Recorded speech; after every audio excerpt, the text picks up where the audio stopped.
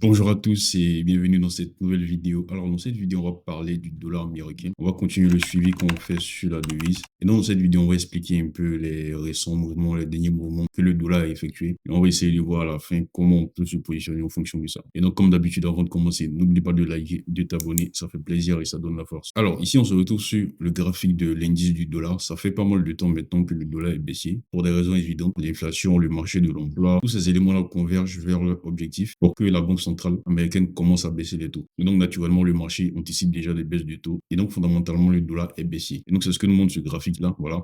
Le dollar actuellement, il est baissier. Ça, c'est une graphique en 4 heures. Et donc, récemment, qu'est-ce qu'on avait? Le marché commençait à craindre quand même. Et cette crainte est toujours valide. Le marché craint que aux États-Unis, il y a une récession. Pourquoi? Parce qu'on commence à remarquer que l'économie commence à se dégrader plus que ce qui était prévu par la Banque centrale. Et donc ça fait quelques temps maintenant. Et donc ce qu'on avait eu, le 2 août ici, on avait le NFP, taux de chômage et les salaires. Ils sont sortis très, très, très négativement. Et donc ça a exacerbé cette crainte-là sur les marchés. Donc le dollar il est parti massivement à la baisse. Parce que le marché considérait que les taux aux États-Unis, qui sont actuellement à 5,5%, sont assez hauts. Et donc, ça impacte très négativement l'économie. Par commencer par le marché de l'emploi. Vous voyez. Et donc, ces chiffres-là, le vendu de haut sont sortis très, très, très négativement. Le dollar est parti comme ça massivement à la baisse parce que le marché a commencé à anticiper des baisses de taux plus massives aux États-Unis. Vous voyez.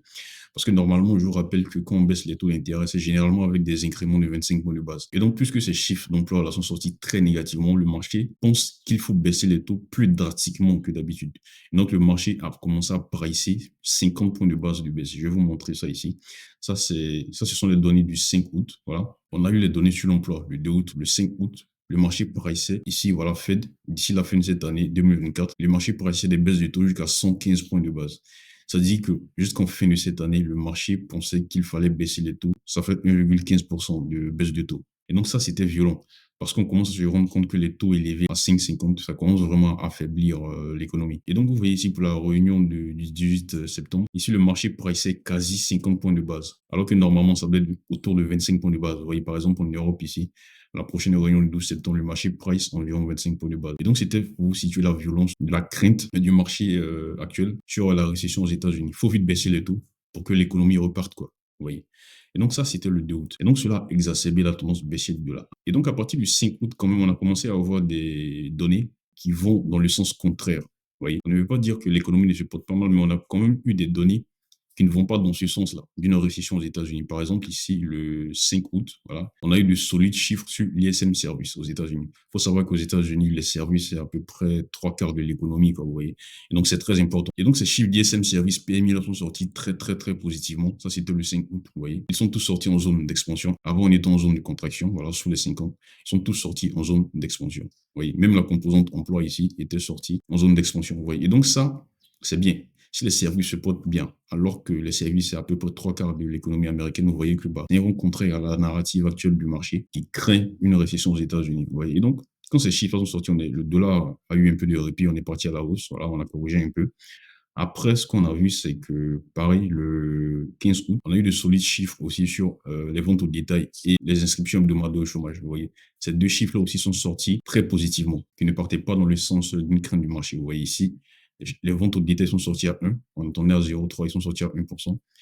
On a eu moins d'inscriptions au chômage la semaine passée par rapport à ce qui était prévu. Vous voyez. Et donc, tout ça, c'est bien. Quand ces chiffres sont sortis, le dollar est parti un peu à la hausse. Vous voyez. Et donc, vous voyez que durant cette dernière semaine, on a quand même eu de bonnes données aux États-Unis. On a eu des bonnes stats qui ne vont pas dans le sens d'une récession aux États-Unis. Et donc, ce à quoi on pouvait s'attendre, c'est que potentiellement, le dollar corrige un peu plus, quoi. Vous voyez. Fondamentalement, on est toujours baissé sur le dollar, mais à court terme, à court moyen terme, le dollar peut corriger un peu. Mais c'est parce qu'on a eu le dollar continuer sa tendance baissière comme ça. Je tourne cette vidéo, on est le mercredi. On a vu que depuis le début de cette semaine, quand même, le dollar continue sa baisse. Et donc, on va expliquer ça tout à l'heure. Mais je voulais revenir aussi. Vous voyez, lorsque cette dernière semaine, on a quand même eu des bonnes stats américaines. Ce qu'on a vu aussi, c'est que voilà, le marché a repricé un peu. C'est-à-dire que voilà, on est parti on s'attendait à au moins 115 points de base. Le marché a repricé un peu, le marché a repris un peu confiance.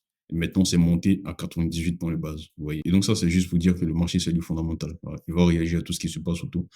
Et donc, on a quand même eu ces dernières semaines des données assez solides quand même aux États-Unis. Le marché s'est remis un peu en question. Et voilà, maintenant, on se trouve à environ 98 points de baisse, voilà, des taux d'ici la fin de cette année. Mais c'est quand même assez élevé quand même. Vous voyez qu'à chaque réunion, jusqu'à la fin de cette année, on price plus de 25 points de base de baisse. Ça, c'est haut quand même. Ça reste très, très, très élevé. Vous voyez. Donc, ça veut dire que les récents chiffres qu'on a eu aux États-Unis ces dernières semaines n'ont pas vraiment convaincu, voilà, le marché pour revenir à des chiffres un peu plus sains, quoi. Vous voyez. Il y a toujours cette crainte-là qui est là, mais elle a diminué juste un peu. Et donc, ce qui nous ramène à cette semaine, on a vu que la baisse a continué. Pourquoi? Il faut dire que cette semaine, dans les calendriers économiques, on n'a pas de grosses données qui vont faire vaciller le marché et tout. Sauf peut-être en fin de semaine, on a le symposium de Jackson Hole. J'en parlais dans cette vidéo-là sur les discours de banque centrale que je vous invite à voir. Et donc, cette semaine, qu'est-ce qu'on se disait? Le calendrier est plutôt vide. On n'a rien d'excitant, voilà, qui peut faire bouger les choses drastiquement. Ensuite, les dernières semaines ont été plutôt positives en termes de chiffres aux États-Unis. Ça, c'est le deuxième élément. On voit que le marché commence à revenir à la normale. On est passé de 115 points de base de baisse jusqu'à la fin de cette année à 98 points de base de baisse jusqu'à la fin de cette année. Ça veut dire qu'il y a des gens qui se ravissent de plus en plus.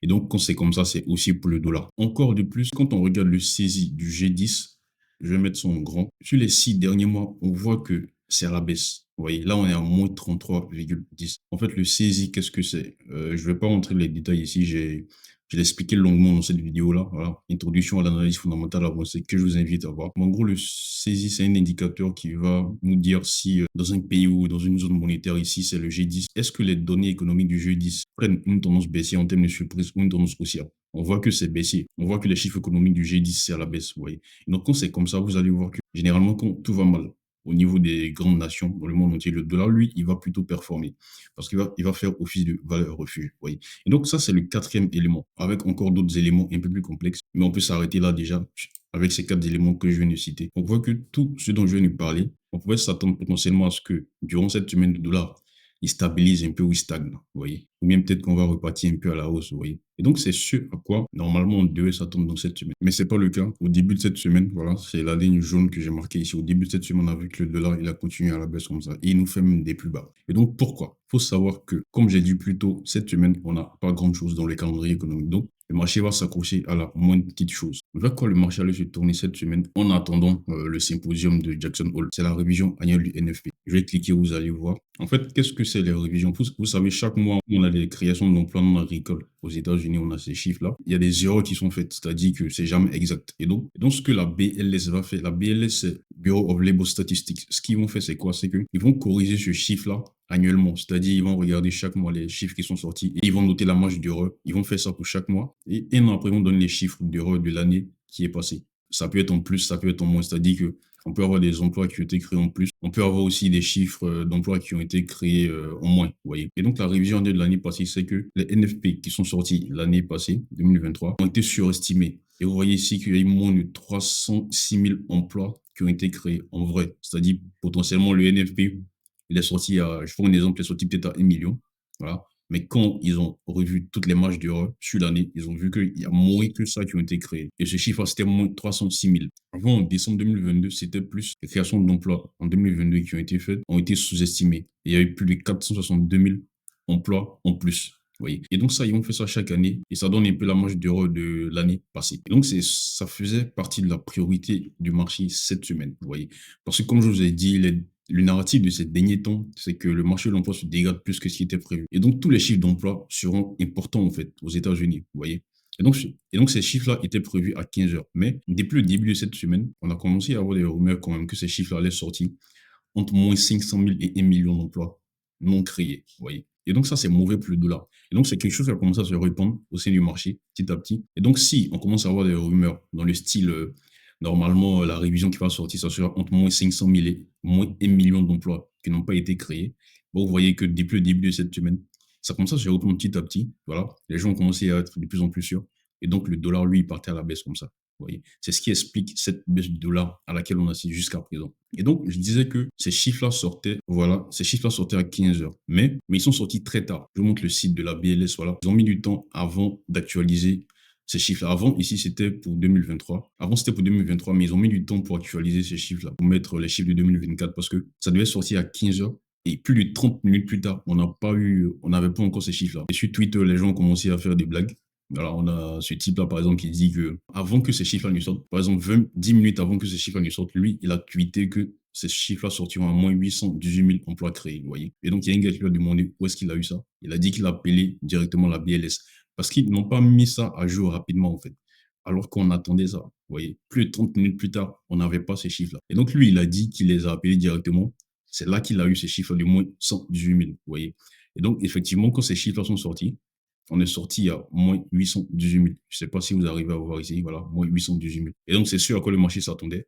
On s'attendait entre moins 500 000 et moins 1 million. Voilà. Donc, le dollar baissait depuis le début de cette semaine. Ça s'inscrit dans la narrative globale de baisse du taux, de dégradation du marché de l'emploi. Et donc, actuellement, on assiste à la continuation de la baisse du dollar ici. Voilà. Le dollar s'enfonce de plus en plus. Vous voyez. Et donc, quand ces chiffres sont sortis, la Fed, vous voyez qu'on est revenu ici à 101 points de baisse du taux cette année. Voilà.